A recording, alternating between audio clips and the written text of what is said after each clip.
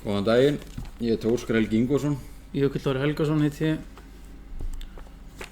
Við félagarnir ætlum að kynna fyrir ykkur lokverkjum okkar. Þetta er frostþurrkunarkerfi sem byggir á því að fjarlæga raka úr frosinni afurð án þess að afþvíða hana. Ef við tökum sem dæmi, ef við fyrstum jarðarber, þá sjáum við ævilega að það verður svokallar hrím eða snjór utan á því sem við fyrstum. Þessi snjór hefur neikvæð áhrif á útlit, eiginleika og bragð vörunnar. Þar sem að þegar við afþvíðum vörun upp á nýtt, síast rakinn aftur inn í vöruna og hún verður hálf slepjuleg. Þetta kerfi sem við ætlum að kynna hér er til út í hennu stóra heimi. Við erum ekki beint að finna hjóli hérna, en í gegnum tíðin hefur eitthvað verðmætum frostum afurðum eins og til dæmis kaffibönir verið frostþurrkaðar. Sú tegund af frostþurrkunarkerfi er svolítið öðruvísi en því það er notast við vakúndælur sem soga rakann til að soga rakann úr vörunni. Við unnum hins vegar í samvinnu við Örn Ingvarsson hjá Raftákn og fengum ýmis ráð frá fyrirtækjum og borðið Eim og Frost. Einnig kom Elías Þorsteinsson, kælitæknikennari í Vaffema sterkur til leiks. Þetta verkefni er raunin þríþátta. Við Óskar og Jökull tókum að okkur að teikna þrívíddarmynd af frostþurrkunarkerfi með jaktor sem er þeysir. Við teiknum eftir einlínumynd sem að Örn í Raftákn hafi teiknað og látið okkur fá og hér gefur að líta þá kerfismynd. Hér hefur við aftur á móti komnir að þrívíddarkerfinu okkar sem við teiknum og þetta kerfi sem byggir á því að hita upp ammóníak í varmaskiptir sem eru vökvakútarnir stóru sem við sjáum, sem eru lóðréttir. Þeir eru fylltir með heitu vatni og við upphitun á ammóníakinu segjum til að mynda með 60 gráð heitu vatni eigum við að fá 26 bara þrýsting úr vökverkjunum. Þessi þrýstingur streymir síðan að ejektor sem við höfum kosið að kalla þeysi sem er einhvers konar íslensk þýðing á ejektor eins og fyrir segir. Þeysir er að koma inn í þessu kerfi í stað vakúndælu sem þekkt er í hefðbundnu svona kerfi. En gallinn við þær er að hún er oftast mjög orkufrek og með lélega nýtni. Þegar þessi gríðarlega þrýsting er strengt í gegnum þeysin verður þrýstifall í honum og mynda sog. Þetta sog er síðan notað til að sjúga rakann upp úr hugsanlegri afurð sem væri í þurrkofni. Það er samt frost í þessum þurrkofni svo að afurðin afþýðist ekki. Ammóníaki heldur síðan áfram eftir jektorinn inn á eimsvala sem eru 2 talsins og við sjáum það hérna á þessari mynd. Við ákveðum að hafa 2 eimsvala ef að það þyrfti að viðhalda annað þeirra, þá þyrfti ekki að stoppa kerfið og er þetta gert með rekstraröryggi í huga. Kælið með sína kældur í eimsvalunum með annarkvort sjó eða köldu vatni.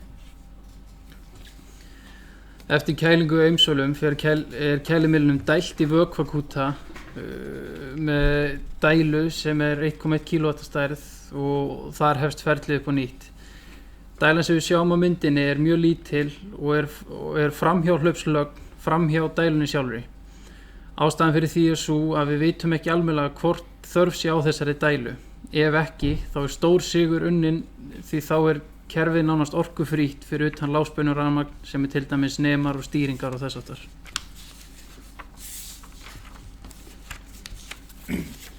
Við notumstu teiknum fóru til Fusion 360 þegar við teiknum þetta kerfi og er þetta yfirlit af kerfinu eins og við myndum sjá það fyrir okkur.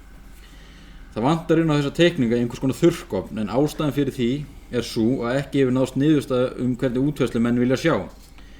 Það er kannski verkefni sem hægt er að skoða ef þetta virkar, það er að segja ef þeysirinn kemur vel út.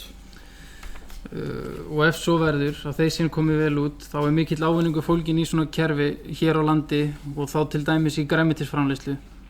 Ástæðan fyrir því er sú að við höfum hér aðgang að glatfarma í jarðgufuvirkjunum sem hægt er að nýta í upphitun á ammóníaki í svona kerfi.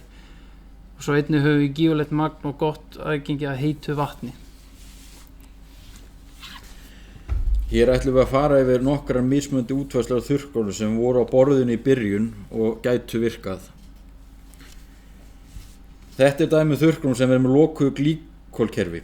Í því er varmaskiptur og tíðnistýr hringrásardæla Það verður alltaf að vera lokað glýkolkerfi í þurrkunum þar sem ekki megar opnar ammóníakslagnir að matfælum samkvæmt lögum.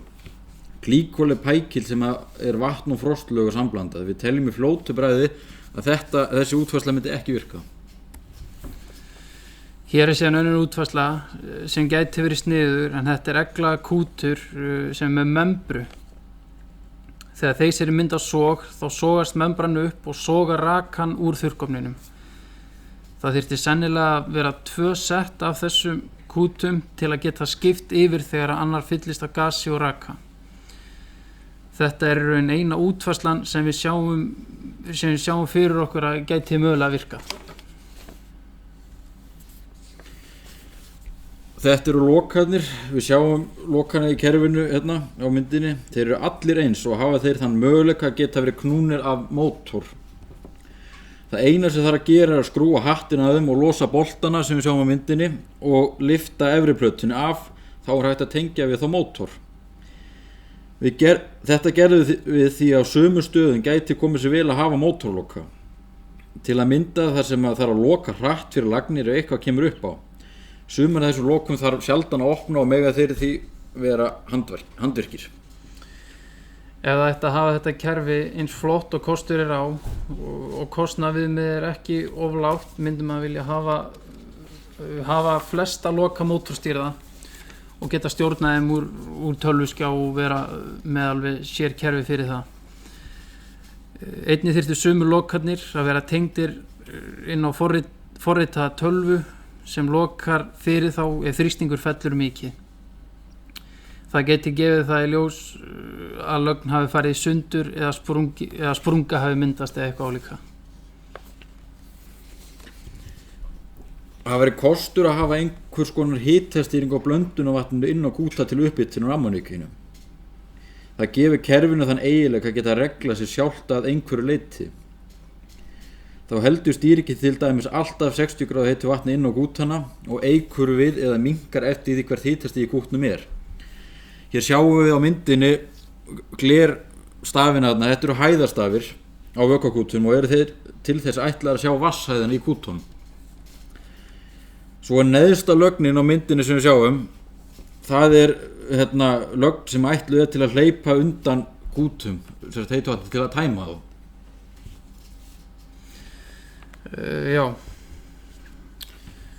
svona leit þessi kynning á þessu kerfi út og við vonum innilega að þetta verði tekið lengra í náinni framtíð. Við viljum þakka þeim sem komu á þessu verkefni með okkur, en frá þeim var skýrt frá fyrr í þessari kynningu. Við viljum einnig þakka kennurum vélsnjalldeildar VFMA fyrir samstarfið í gegnum árin og ásamt öllu starfsfólki VFMA. Þetta hefur verið lærdómsrík 5 ár og viljum við óska öllum velferðar í náinni framtíð og þakka fyrir samveruna. Góðar stundir.